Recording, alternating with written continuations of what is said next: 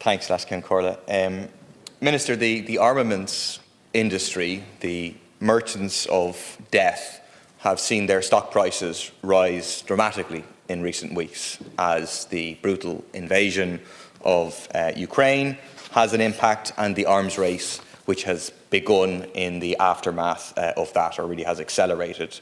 The Irish government, unfortunately, seems to be planning to join that arms race. Presumably it will get a boost from the meeting in Versailles today. So I'm asking what the government position is. Yeah, well, just to respond to the question that was put in writing, on an annual basis, the overall Defence Vote Group allocation is determined within the overarching budgetary framework and the approval, of course, of Dáil Éireann, having regard to the level of resources available to defence policy requirements. Thus, for 2022, the total gross allocation provided for the Defence Vote Group, as set out in Budget 2022, was 1,107,000, comprising of 836 million. 1,107 million, I should say. Comprising of 836 million for Vote 36, which is defence, and 271 million for Vote 35, which is the pensions vote. Capital funding allocations are also framed by the Multiannual National Development Plan. The White Paper on Defence, updated in 2019, highlighted the importance of capability development and the necessity for continued renewal, upgrade and acquisition of military equipment and infrastructure. To this end, the National Development Plan has allocated multi-annual funding of 566 million to defence out to 2025, with an allocation of 141 million per annum provided for 22 and 23, and 142 million for 24 and 25. Many of the military equipment projects are complex, multi-annual, and have long lead-in times, so the funding certainty now provided by the National Development Plan is welcome, and it will enable the Department and the Defence Forces to plan, prioritise and deliver on scheduled projects in the coming years. Deputy, I know what you want me to get to, rather than giving you a long, drawn-out, factual answer, is are we likely to increase spending on defence on the basis of what's happening in Ukraine right now, and serious questions in terms of the security issues on the continent of Europe, and of course in parallel with that the report that we've got from the Commission. I do think we are likely to increase defence expenditure on the back of the Commission report primarily. Some of that will be, of course, military equipment, ammunition, weaponry, but it will also be upgrading standards within our barracks and improving training facilities, armour and so on. Thanks. Firstly, to be clear, we're in favour of spending to ensure that Defence Forces personnel aren't living in conditions of poverty. Only 20 million of the 500 million or 2 billion extra from the report is in relation to that. But we're in favour of doing that. But we're not in favour of trying to win an arms race that can't be won. It certainly can't be won by Ireland. We're not in favour of increasing spending by €2 billion a year, buying an intercept capability, the acquisition of a squadron of jet combat aircraft, naval ships, etc., or even the additional €500 million a year. One simple reason for that is that that's 2,000 homes. There's 2,000 homes every single year that could be built instead. And if the government makes that choice to give the money to these big military industries, primarily in the US presumably, then it's making a choice to prioritise that over homes or healthcare or education or whatever else.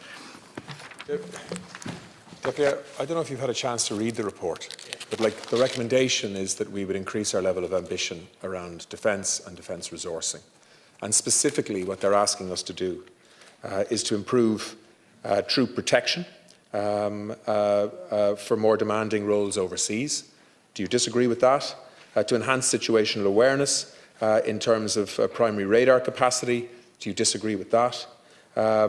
Significantly strengthen military intelligence and cyber defence capabilities. Do you disagree with that?